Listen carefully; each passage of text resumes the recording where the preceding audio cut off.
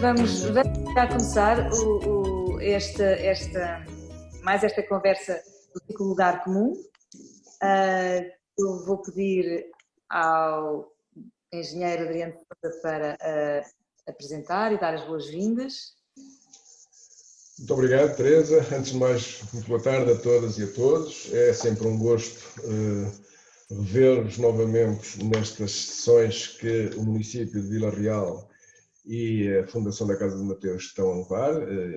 Desde o ano 2019, nós começamos este ciclo de conferências em 2019 e desde então para cá tivemos já 4 oradores. Começamos com o Jorge Xavier Barreto, que nos veio falar um bocado da cultura e das cidades e da importância da cultura nas cidades. Depois tivemos o professor Álvaro Domingos, que nos veio trazer uma apresentação muito interessante entre a abordagem entre o urbano e o rural, o que é o urbano e o que é o rural. Foi também uma sessão muito interessante, ainda pré-pandemia, não é? Portanto, foi uma sessão presencial. Já em plena pandemia, tivemos o seu secretário de Estado, o professor José Mendes, que nos veio falar do que é que serão as cidades do futuro, nomeadamente as implicações que este processo que estamos a viver poderá ocasionar nas cidades. E hoje temos o gosto de ter connosco o professor Paulo Ferrão, que nos vem falar sobre as cidades inteligentes e climaticamente neutras e o envolvimento dos cidadãos nesta matéria. Mas eu, para apresentar o Paulo Ferrão, eu iria deixar esta tarefa à Teresa, que passava já a palavra. Muito obrigado. Eu tenho gosto em apresentar o professor Paulo Ferrão, que eu conheci quando era presidente do MIT Portugal e que é professor catedrático de Engenharia Mecânica, da área científica e energia. Também tem formação em estratégias empresariais num contexto de inovação, que é outro tema que temos desenvolvido na Fundação da Casa de Mateus com a UTAD, e saúdo o professor Artur Cristóvão, vice-reitor da UTAD, com quem temos conduzido esse projeto relacionado com a inovação. O professor Paulo Ferrão foi também presidente do ETCT e teve e tem vários cargos internacionais. Foi membro do Conselho da Direção de Governing Board do Joint Research Center, organização que reúne institutos de investigação científica que dão apoio à Comissão Europeia. E atualmente, isto entre 2016 e 2019, e atualmente é membro do Comitê de Conselho Ambiental da Rolls-Royce, que foi uma coisa que eu achei muito curiosa no seu currículo, e também membro da direção da missão da Comissão Europeia para as cidades inteligentes e neutras de um ponto de vista do carbono, das emissões de carbono. É também presidente da Associação Europeia de Cooperação para a Ciência e Tecnologia. Portanto, professor Paulo Ferrão, penso que dei uma volta muito breve a um extenso currículo e gostaria de lhe passar a palavra para a sua apresentação. Muito obrigado. E faltou aí dizer que sou um amigo da Casa de Mateus, portanto, com quem podem sempre contar, e naturalmente também do município de Vila Real. E agradeço muito a ambos o convite que me fizeram para poder hoje participar neste evento, dedicado de facto às cidades. Então, se me permitem, vou partilhar uma apresentação que tenho aqui. Muito bem. Penso que estarão a ver a apresentação. Não é? Sim, senhor. Ora, muito bem. Portanto, de facto, o desafio de falar de cidades inteligentes e climaticamente neutras e o envolvimento dos cidadãos é um desafio muito, enfim, intemporal, mas muito atual, muito moderno, e hoje vou tentar explicar porquê. Eu tentaria dar aqui uma volta a vários conceitos. O primeiro era de tentarmos rever porque é que temos tido este problema das emissões climáticas, e é basicamente nós só temos emissões porque consumimos materiais, porque consumimos combustíveis, porque consumimos produtos, e para perceber essa evolução vou aqui fazer uma evolução do que chama o metabolismo das economias e das cidades, e depois chegar ao que está agora a acontecer de mais recente na Comissão Europeia, nomeadamente com esta missão das cidades inteligentes e climaticamente neutras, e no fundo fazer aqui uma discussão de como é que nós nos podemos preparar para participar nesse movimento europeu. Portanto, eu começaria aqui por uma coisa muito simples, da análise do metabolismo urbano, onde tenho aqui um diagrama que caracteriza a análise de fluxo de materiais. Portanto, nós temos o solo doméstico, ou seja, as fronteiras do nosso país, por exemplo, e temos a economia. E dizemos que uma coisa passa do solo doméstico para a economia quando pagamos por ela. Sei lá, se por exemplo extraímos um mineral de uma mina, estamos a pagar por ela, portanto há não sei quantas toneladas de mineral que passam do solo doméstico para a mina. Ou se extrairmos batatas ou uvas ou o que for, portanto isso vai-se passar assim.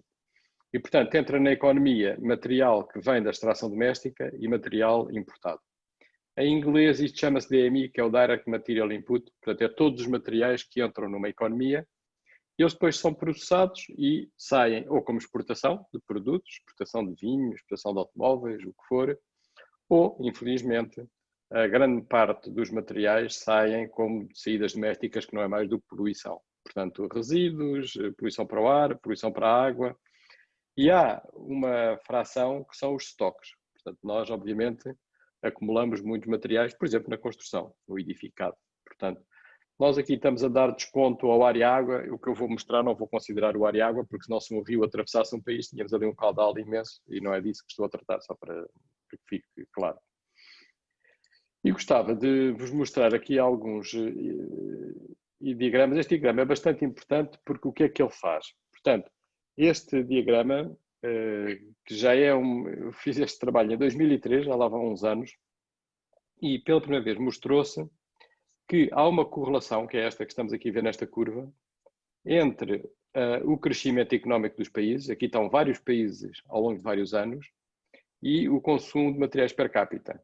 Mais concretamente, para exemplificar, isto quer dizer que um país que tiver um PIB per capita cerca de 3 mil dólares per capita é capaz de consumir umas 3 toneladas por pessoa por ano.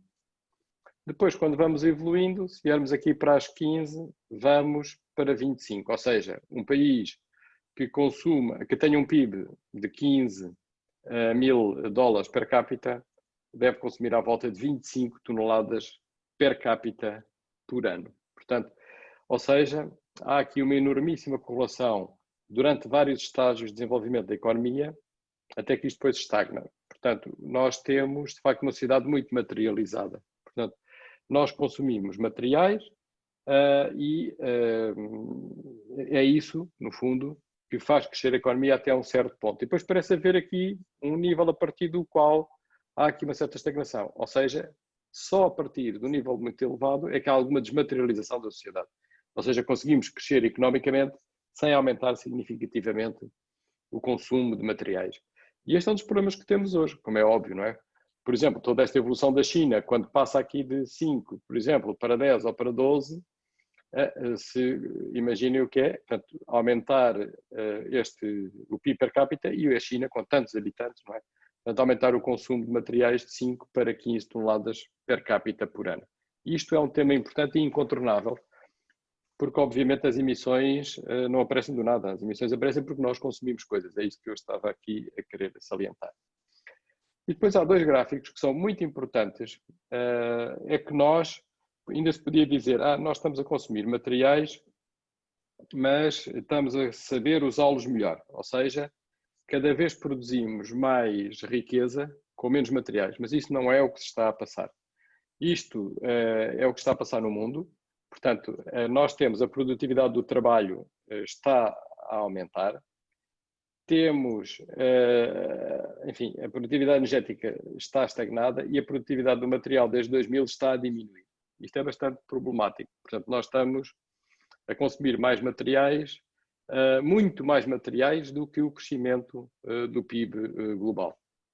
Se virmos isto ao nível da Europa, portanto, também são notícias curiosas. Portanto, a produtividade dos materiais, que é esta aqui em cima, está estagnada. Portanto, nós não estamos a aumentar a produtividade dos materiais Porquê? Porque nestes últimos anos temos aumentado o PIB, mas temos aumentado o consumo de materiais proporcionalmente. E, portanto, isto dá-nos algumas pistas para a fonte dos nossos problemas, mas não dá tudo. E, portanto, nós precisamos de fazer uma análise mais fina e ver que, apesar de nós termos evoluções globais, depois temos os países, cada um tem evoluções diferentes. Por exemplo, este gráfico da esquerda era o que se passava em 2004, isto é o que se passa agora. Portanto, nós vemos que, por exemplo, aqui em Portugal aumentou ao longo de vários anos o PIB per capita e com isso aumentou o consumo de materiais per capita. Por exemplo, a Noruega aqui aumentou muito ambos e era muito mais rica, naturalmente.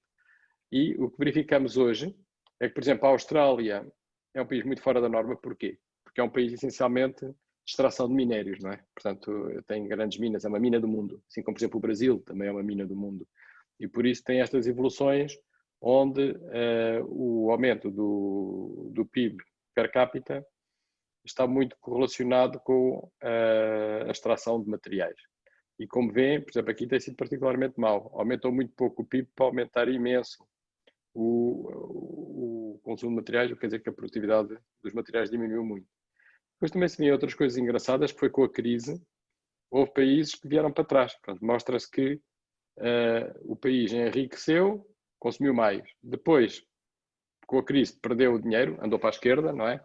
E veio para baixo. Ao vir para baixo, isto quer dizer que consumiu menos materiais. Portanto, não há dúvida nenhuma que os países têm evoluído, mas que esta correlação entre o consumo de materiais e o PIB é forte. E até há umas evoluções curiosas. O Reino Unido aumentou, depois com a crise diminuiu e já não recuperou o consumo de materiais como tinha, o que é bom, portanto conseguiu desmaterializar.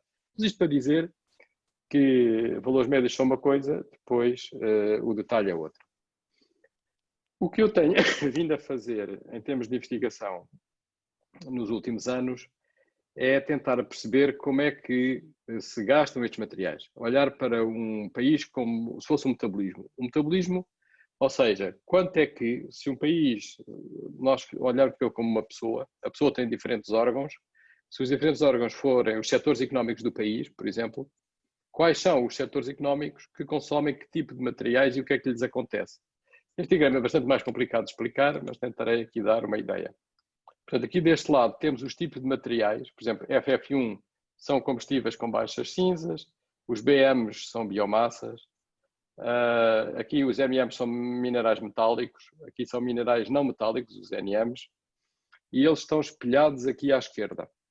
E à direita são as atividades económicas. Por exemplo, aqui é a formação bruta de capital fixo, portanto isto é stock. O que é que fica estocado no país? E vemos que é aqui esta massa que é mineral não metálico. Portanto, isto é, por exemplo, pedra e areia, é material de construção. Portanto, Portugal ainda tem, isto era 2014, ainda tem um volume enorme de construção que fica, portanto, conservado na nossa economia. E depois temos, por exemplo, aqui combustíveis fósseis, que são, em grande parte, exportados. Cá está a nossa atividade de refinação, mas, obviamente, grande parte também são transformados em CO2. Enfim, grande parte disto também é transformado depois em resíduos. Ou seja, aqui temos a capacidade, com estas curvas, de perceber o metabolismo das economias e, portanto, de perceber em pormenor qual é o tipo de material que estamos a consumir para que tipo de atividades. Isto é importantíssimo, porque se nós quisermos desenvolver políticas de, por exemplo, dar mais ênfase a um setor ou ao outro, bom, podemos ver que isso tem depois implicações ambientais que são diferentes. Por exemplo, só para verem como isto pode caracterizar os países e percebemos que eles são completamente diferentes, este slide agora compara o metabolismo que eu tinha apresentado antes para Portugal e, por exemplo, a Noruega.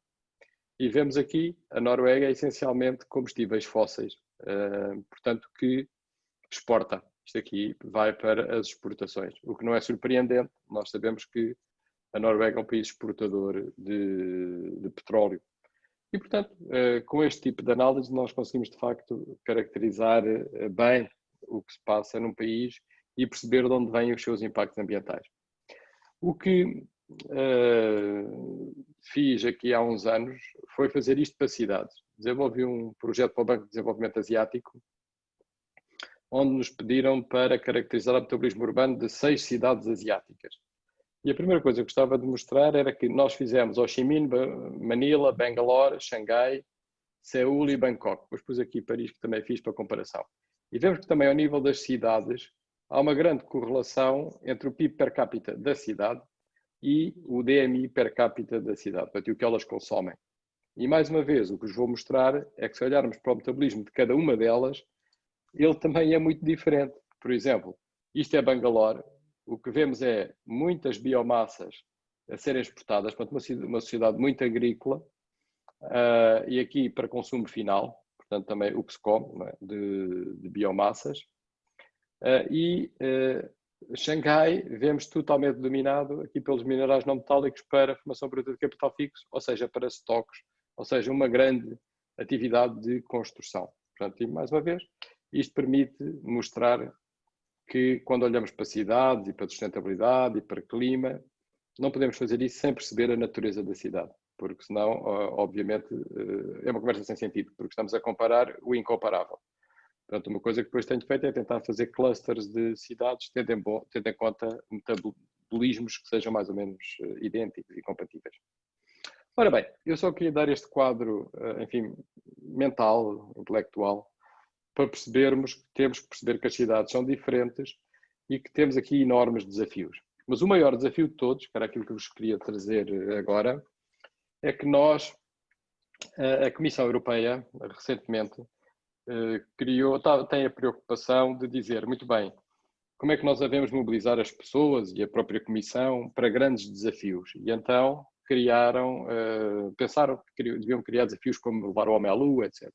E pensaram e criaram 5 grandes desafios. Portanto, que estão aqui representados. Um é combater o cancro, outro é os solos, outro é este das cidades Climate Neutral and Smart City, outro são os oceanos e outro é o clima, as alterações climáticas.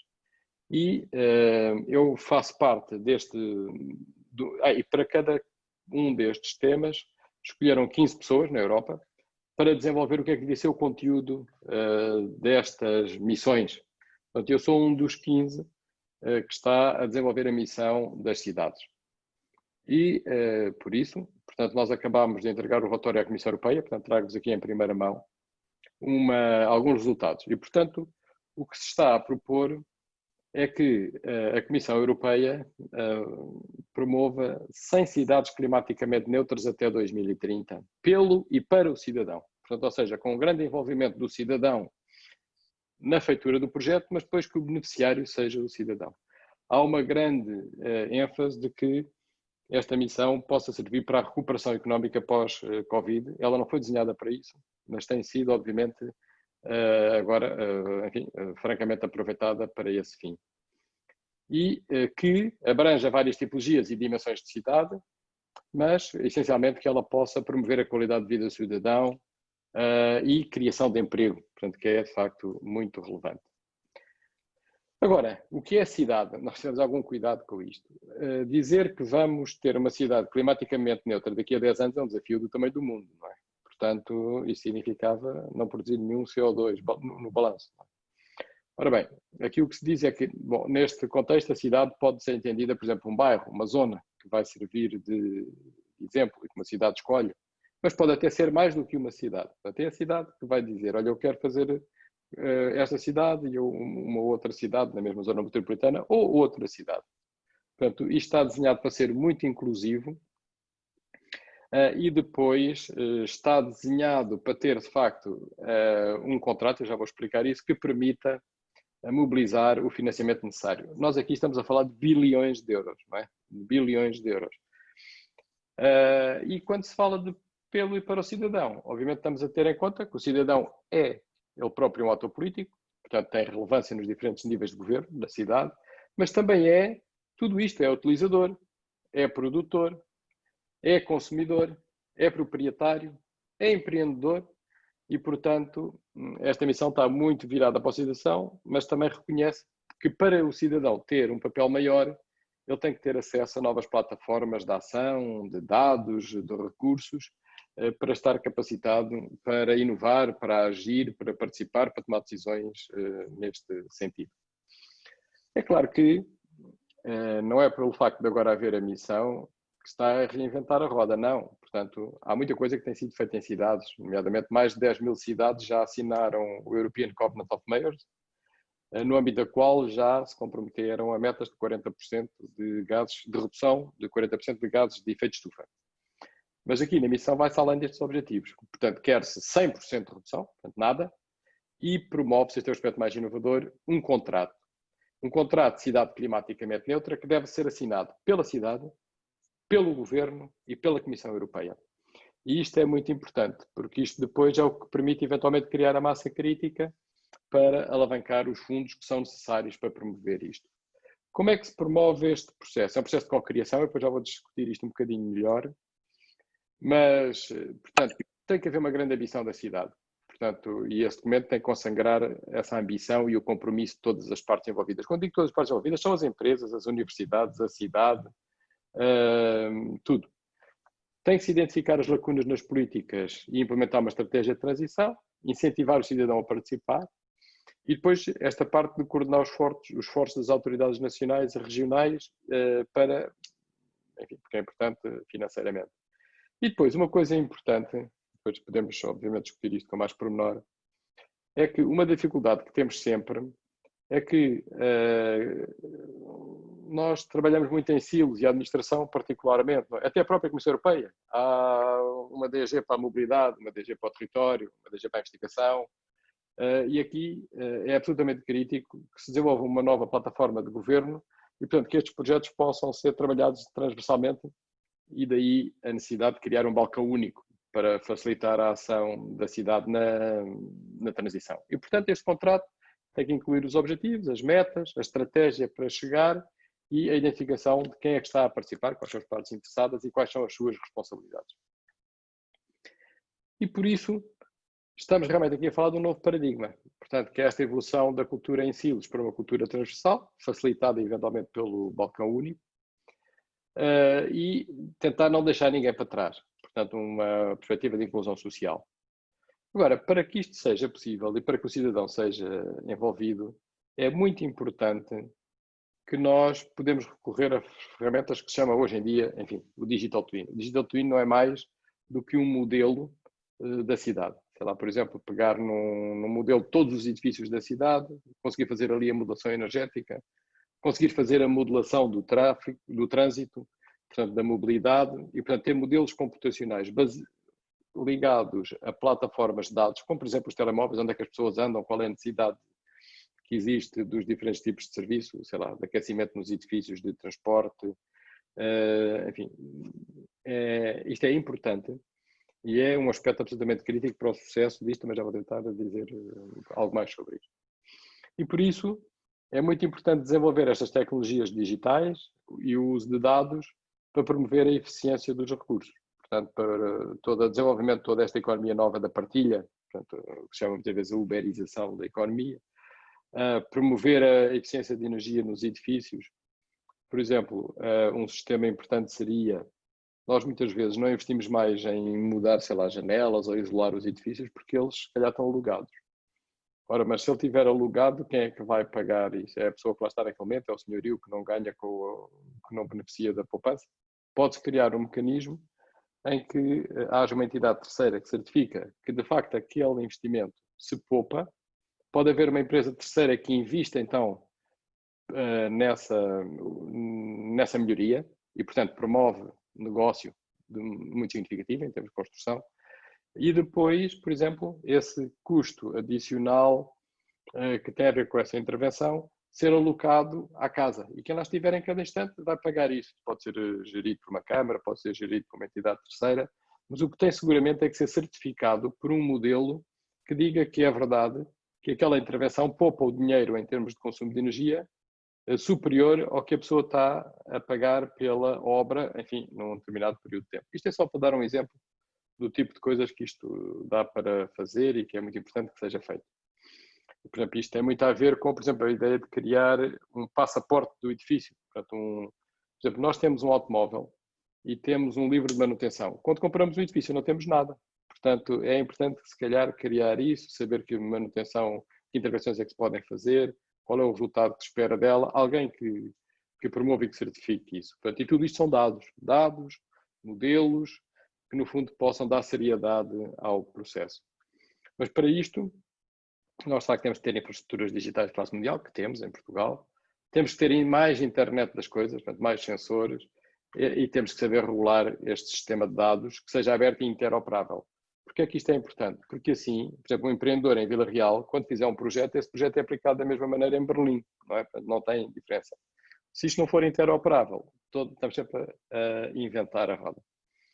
E por isso, há de facto esta ideia de incentivar investimentos privados desta maneira, portanto, e promover partilha de dados, garantir plataformas abertas para que ninguém fique proprietário de um bem que é comum e com isto criar oportunidades para todos com esta escala global europeia. Portanto, isso é de facto muito, muito importante. O que é que se prevê que vai acontecer no âmbito das missões? Prevê-se que a Comissão Europeia abra uma call para as cidades que querem concorrer. Depois há uma primeira fase em que a cidade diz, sim senhor, eu quero concorrer e quero envolver estes parceiros. Reparem que a ideia de cidade é muito flexível, era aquilo que eu tinha dito há pouco, e tem que demonstrar que tem uma estratégia muito clara, que está muito empenhada nisso e concorre. Depois há esta fase 2, que é muito diferente de qualquer outro concurso que haja na Comissão Europeia. É muito mais parecido com o que fizemos, por exemplo, aqui há uns tempos na FCT, que eram os laboratórios colaborativos. Ou seja, a ideia é dar apoio às cidades para que elas façam uma boa candidatura. Não é de 10 escolher uma. E por isso, nesta fase 2, a ideia é que já haja financiamento. Ou seja, a Comissão Europeia vai dar financiamento ao promotor para ele fazer uma boa candidatura. E uma das coisas é para que ele envolva o cidadão. Porque envolver o cidadão custa dinheiro. Tem que se criar métodos participativos, tem que se ouvir as pessoas para ver o que é que elas querem. Portanto, há todo um processo que custa dinheiro e que deve ser financiado pela Comissão logo nesta fase 2. Deve-se, por exemplo, ajudar as cidades a encontrar esta lógica da standardização de dados. Deve-se, por exemplo, trocar boas práticas que a Comissão tem já definidas e os países. Portanto, é aqui que entra o tal balcão único e a ideia de apoiar o desenvolvimento e as candidaturas das cidades. E depois aí sim é que é finalmente submetida uma candidatura, já, enfim, eu acho que no fim deste processo devia ser ganhadora, ou então a cidade deve achar que não tem condições para fazer isto, e partir depois, então, para ser uma destas 100 cidades. Agora, o que eu acho, e o que eu tenho visto nos outros países, por exemplo, os suecos estão já muito bem organizados, já têm um grupo de presidentes de Câmara que se reúne, que está a preparar para isto, os espanhóis estão-se a preparar, e nós em Portugal também temos que começar a fazer isto. Ainda hoje, numa conversa que tive com um membro do gabinete do Ministro do Ambiente, bom, ficou a ideia que de facto isso é relevante e até se calhar falar com ele para mobilizar isto, mas tem que se falar, é de facto envolver os autarcas, os presidentes de Câmara, os vereadores, e ver se há vontade de fazer isto e, no fundo, para que Portugal possa estar preparado quando isto surgir. E a ideia é que isto possa surgir durante o próximo ano. E, portanto, temos aqui pouco tempo para nos mobilizarmos e para conseguir, de facto, estar no pelotão da frente, porque isto é uma oportunidade impressionante. Uma coisa que vos queria dizer é que a Comissão também tem estado muito empenhada, e o que nos tem dito é em mudar a maneira dela funcionar, se isto... Quer dizer, usar este exemplo como mudança da própria Comissão. Nestas reuniões da nossa missão, têm sido acompanhadas por 15 DGs diferentes na Comissão. E, portanto, a ideia é que este processo de missão possa, de facto, depois integrar financiamentos, sei lá, desde os fundos estruturais à mobilidade, à investigação, água, o que for, agricultura, e, portanto, ter aqui uma maneira completamente diferente de funcionar e, no fundo, a credibilização do processo é dada pelo envolvimento do cidadão e pelo processo democrático a que foi sujeita esta candidatura. Portanto, a Comissão também vê nisto como uma oportunidade de, pela primeira vez, ela também se reorganizar, quebrar os silos que existem também, obviamente, a Comissão está estruturada em silos, e, portanto, eles veem isto como um processo pioneiro e eu acho que nós, de facto, temos tudo a ganhar, e depois com um grande envolvimento do Banco Europeu de Investimento, não é? Portanto, que será sempre parceiro disto, porque, mais uma vez, enfim, estamos a falar de muitos milhões de euros para desenvolver isto. Mas, acima de tudo, o que estamos a falar é de massa crítica, portanto, é de dar a estes projetos, por exemplo, se fizéssemos um projeto na vida real, um projeto que tem uma dimensão europeia, portanto, porque as soluções que se aplicarem lá têm que se aplicar noutros sítios. Só para dar um exemplo, nós temos vindo a trabalhar muito em ferramentas no âmbito do programa MIT Portugal, como a Teresa fez o favor de referir, nestes Digital Twins, que no fundo nós o que temos vindo a fazer é modelamos uma cidade inteira com todos os edifícios da cidade, edifício a edifício, por exemplo, para ver o seu consumo energético e como é que alterações nos edifícios alteram os consumos. Portanto, é isto que eu tenho aqui representado. Posso ir mudando o tipo de edifício, ponho isolamento, mudo as janelas, ponho painéis fotovoltaicos, etc. Como é que isso altera os fluxos de energia e de massa nos edifícios? É claro que o que fazemos existe informação sobre os edifícios em Portugal, que são caixas. Nós depois temos que substituir estas caixas por o que chamamos arquétipos. Portanto, por tipologias de edifício, que são características dos tipos de edifício que existem na cidade. E é por isso que conseguimos modelar a cidade toda, enfim, com alguma aproximação, e fizemos já isto, temos isto feito como teste, por exemplo, para Lisboa, e portanto isto é passível de ser estendido a outras cidades. Neste momento vamos começar um projeto novo com a nós, portanto vai começar agora, também no âmbito de um projeto novo com o MIT Portugal, portanto com o MIT, e onde vamos, no fundo, associar aquilo que já tínhamos feito com a informação dos telemóveis. E por isso nós sabemos onde é que as pessoas estão e depois desenhar simuladores que naturalmente vão na mesma saber qual é o consumo energético dos edifícios. Aqui já sabendo se as pessoas estão no edifício, quando é que estão, e por isso quando é que há necessidades de aquecimento ou de arrefecimento. Uma coisa muito engraçada que desenvolvemos recentemente, que é a capacidade de modelar a possibilidade de produzir alimentos nos edifícios, por exemplo, usando hidroponia, portanto, no telhado. Enfim. Portanto, também vamos ter um simulador para isso. Um simulador para o potencial de efetuar diferentes tipos de reabilitação.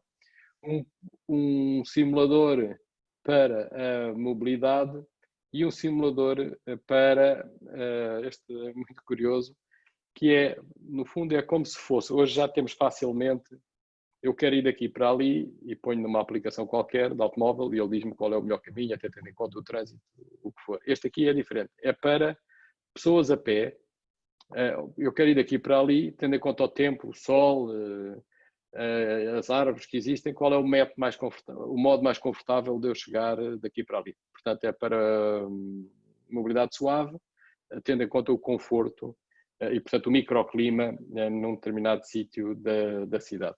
Bom, isto é só para vos dar um exemplo de que em Portugal se está a trabalhar nisto, nestes, o que chamam os Digital Twins, portanto, os modelos da cidade com diferentes componentes, e, portanto, eu penso que nós temos condições de eventualmente estar num pelotão da frente para pôr algumas das nossas cidades na frente deste grande desafio que a Comissão Europeia está agora a pôr.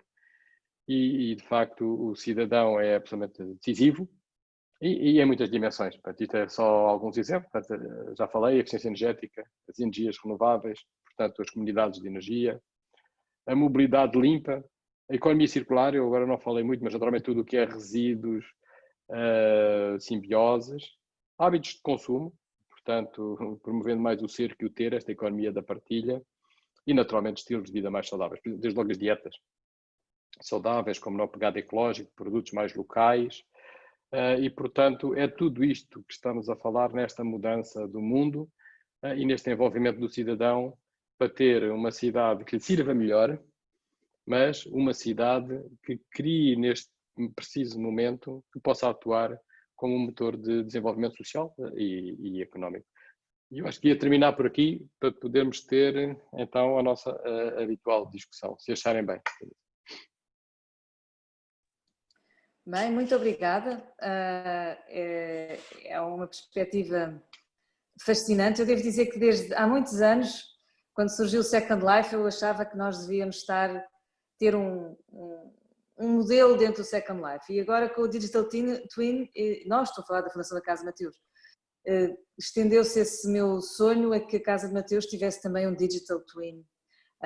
Não só nestes aspectos que referiu, mas no fundo uma fusão entre o Second Life, entre um avatar realmente com a sua componente cultural e conteúdo, e ao mesmo tempo também esta parte de percepção da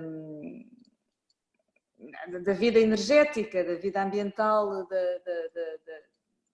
das casas, não é? Que é esta coisa que de facto que nós temos uma percepção muito reduzida, exceto agora que temos meios para medir como é que se gasta, o que é que se perde, o que é que se pode reaproveitar, e isso é um mundo que estamos ainda muito no início, mas que espero ver rapidamente resultados concretos. Por outro lado, há também esta componente cultural que para mim me toca muito, não é? Que tem a ver com as últimas coisas que referiu, o privilegiar o ser ao ter e os estilos de vida, que penso que é também algo que interessará muito a muitas das pessoas que nos ouviram. Eu hoje estou aqui com uma pequena como é que se diz? Diminuição tecnológica. Não consigo ver bem o bate-papo, mas sei que o José Luís consegue ver bem. E eu também consigo. Consigo, sim senhor, e posso colocar as questões que entretanto já foram surgindo. E então... começar por fazer algum comentário, antes de passarmos a palavra para as perguntas da nossa audiência. Engenheiro Adriano, está-me a ouvir? Estou, com certeza. Eu tinha aqui uma questão para colocar ao professor Paulo Ferrão. Antes de mais, gostei muito da intervenção e pelo caráter inovador que ela tem, que de facto há coisas na apresentação que nunca me tinham passado pela cabeça, nomeadamente essa forma de as apresentar e de as expor. Mas há aqui uma questão que eu gostaria de colocar e que tem a ver também com perguntas que já me fizeram a mim, quando hoje em dia nós falamos que as cidades devem ser mais inteligentes, mais sustentáveis, mais inclusivas, ou seja, cidades com valores próprios do século XXI, e quando se fala em cidades inteligentes, as pessoas dizem sempre que a questão do envolvimento dos cidadãos é sempre numa ótica de lhe colocarem nas mãos o produto final tecnológico. Ou seja, e também há quem diga que as cidades só serão inteligentes se os cidadãos também forem. E a questão que eu coloco é a seguinte: não haverá também um grande trabalho a fazer no sentido de sensibilizar o cidadão para as questões ambientais, ou seja, de formarmos o cidadão ambientalmente consciente, por forma a que ele depois possa utilizar as tecnologias que neste momento estão a ser desenvolvidas?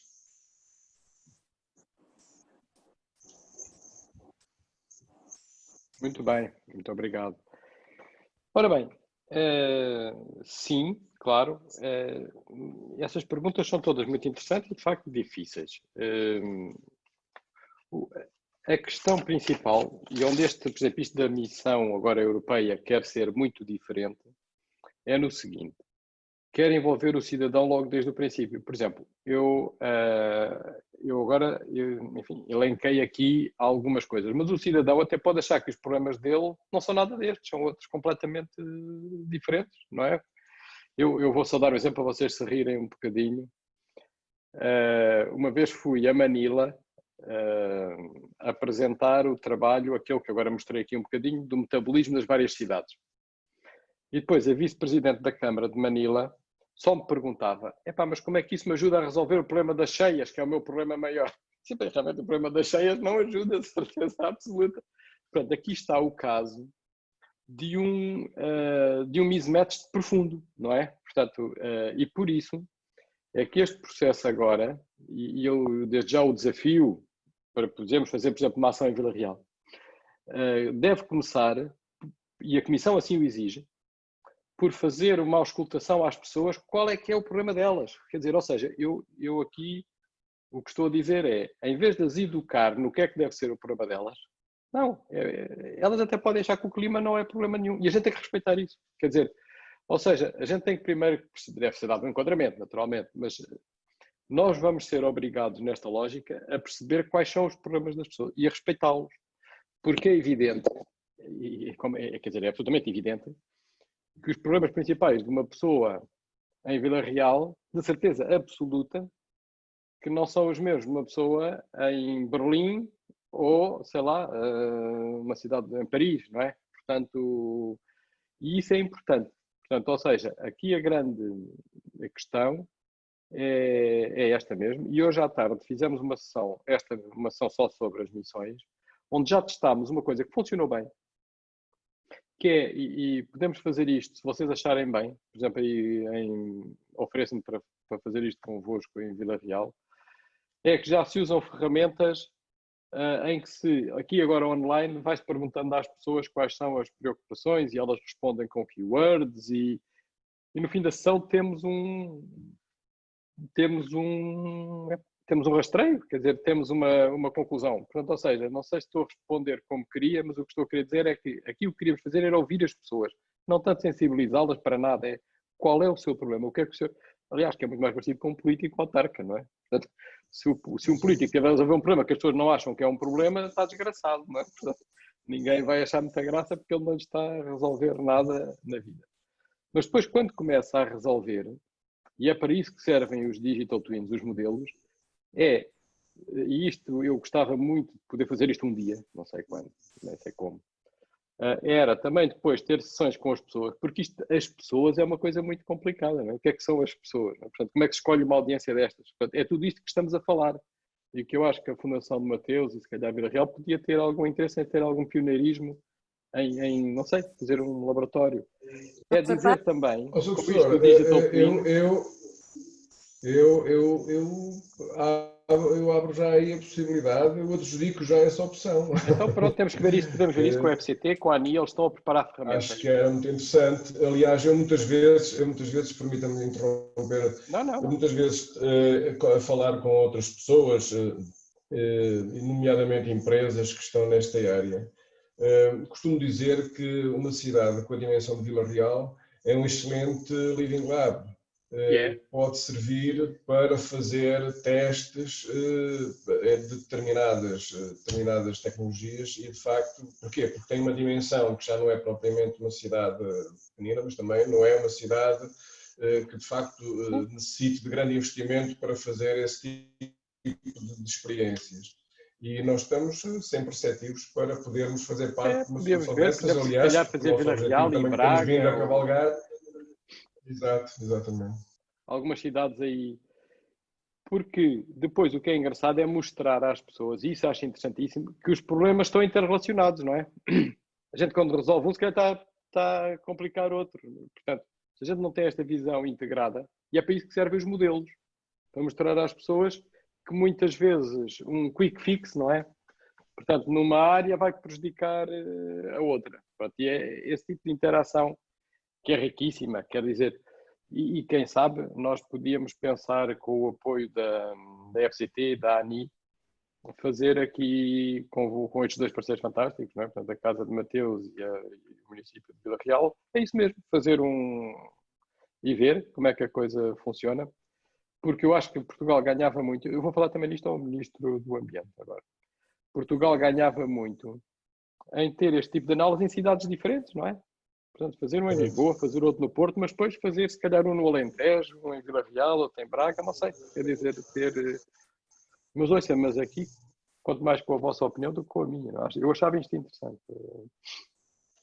Da nossa parte, teremos toda a abertura para poder colaborar numa situação dessas, numa coisa dessas. Quero giro, então, para mim, e pedimos eu vou falar se calhar primeiro com o Ministro, e depois com a FCT e a ANI estão mobilizadas para fazer isto e, portanto, desenvolver os meios tecnológicos para que isto possa acontecer, que não são muito mais do que o Zoom com mais uma ou outra aplicação, também não é assim nada do outro mundo. Muito bem, peço desculpa, estou demorado, mas já ocupado tempo. Não, eu exatamente ia pegar no tema da participação cidadã e então disparar algumas das questões que nos entraram aqui no bate-papo. E a primeira é de Carlos Castro, que diz que o próximo programa quadro, Horizon Europe, estabelece entre as 5 missões o cancro. No contexto atual de Covid, não seria de colocar pelo menos ao mesmo nível os riscos pandémicos? Bem, quer dizer, eu não sou da Comissão Europeia, não é? Mas eu acho que se eles tivessem definido as missões depois do Covid, o Covid seria uma delas, não tenho grande dúvida disso. Mas quer dizer, a missão Covid existe, não é? Aliás, acho que não existe é outra coisa hoje em dia. Portanto, existe naturalmente um esforço coordenado da Comissão Europeia para os problemas da Covid, não é? Sim. Aqui está, isso existe, pois. Seguidamente, Artur Cristóvão pergunta, relativamente ao processo que o engenheiro Paulo Ferrão descreveu ao longo da apresentação, se a Associação Nacional de Municípios Portugueses está a acompanhar o processo. Ora, esta pergunta é muito fácil de responder, quer dizer, e posso dizer com toda a verdade, é a primeira vez que estou a apresentar isto. Portanto, isto está a começar agora. Portanto, isto é uma, como é que se diz em jornalismo? Uma caixa. É uma caixa. Portanto, ou seja, daqui para a frente temos que ver quem é que se envolve, porque o relatório acabou de ser apresentado e hoje foi o primeiro dia que eu estive a apresentar isto e a fazer este tipo de desafio. Ótimo. André Abraão tem 2 questões e a primeira é, como referiu, para além da responsabilidade ecológica associada à missão da neutralidade climática, um outro grande objetivo está associado, em última análise, ao bem-estar dos cidadãos. Este bem-estar é um fim alcançável apenas a médio e longo prazo, ou o processo da transformação climática das cidades pode corresponder temporalmente a uma melhoria significativa da qualidade de vida dos cidadãos? A segunda questão é, por outro lado, será o atual modelo de participação dos cidadãos em matéria de ordenamento do território e urbanismo suficiente e adequado para ser aplicado em matéria climática?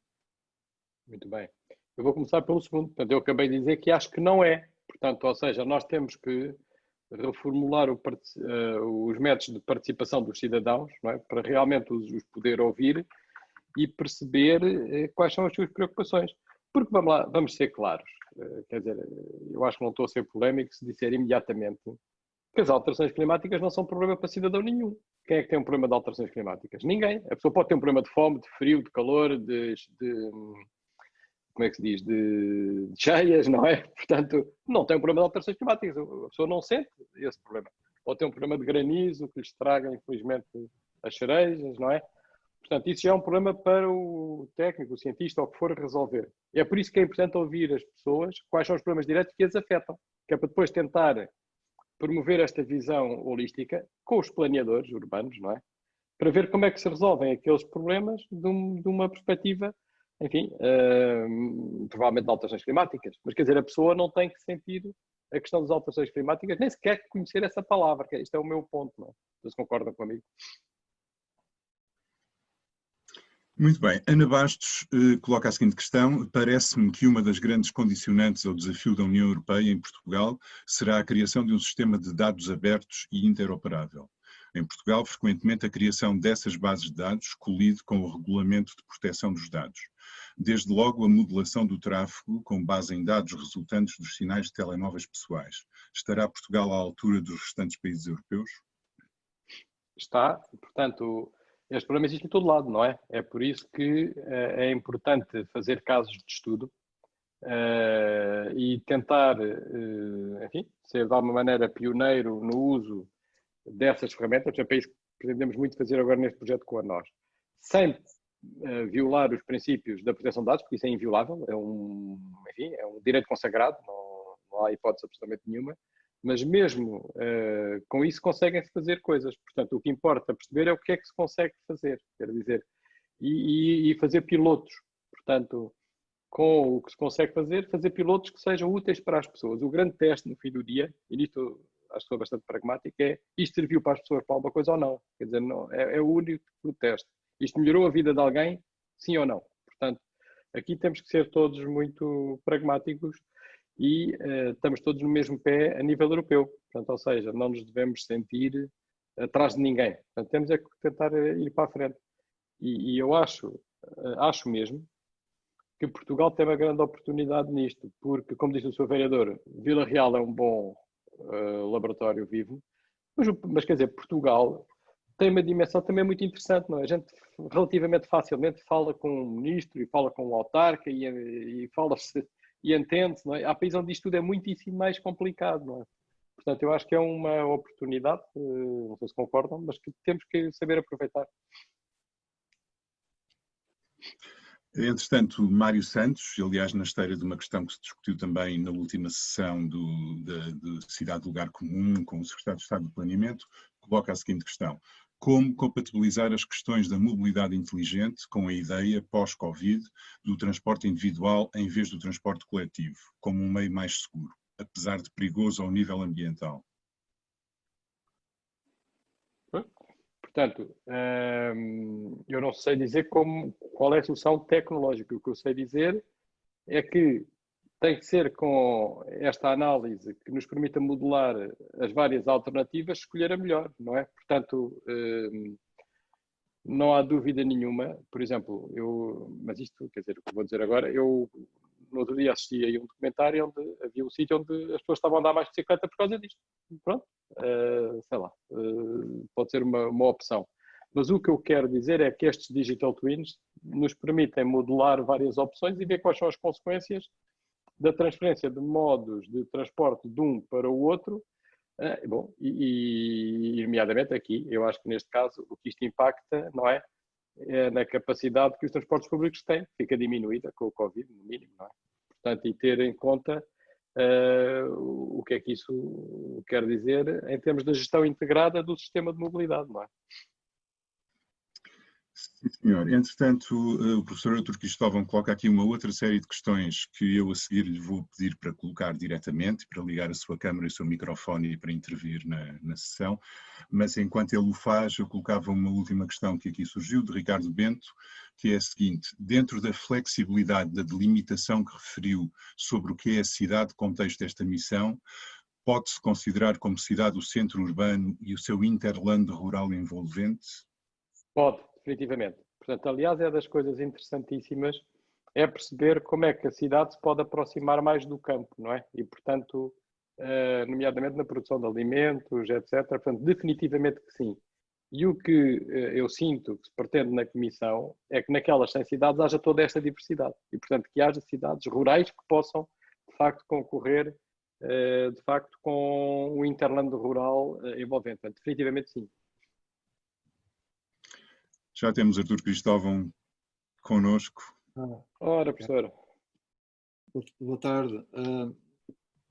Gosto de estar aqui convosco. Gostei muito da intervenção do professor Paulo Ferrão, muito clara e muito desafiadora e desde logo aqui o Adriano exprimiu o interesse do município em participar numa iniciativa deste género e claro que a universidade é também uma parceira seguramente, uma vez que pode mobilizar transversalmente as suas escolas e departamentos e unidades de investigação, uma vez que estamos aqui a trabalhar a cidade numa perspectiva holística e, na verdade, Vila Real, sendo uma cidade pequena e enquadrada aqui no meio com características rurais, tem também esta particularidade de ter à sua porta uma universidade, portanto um centro de investigação com recursos muito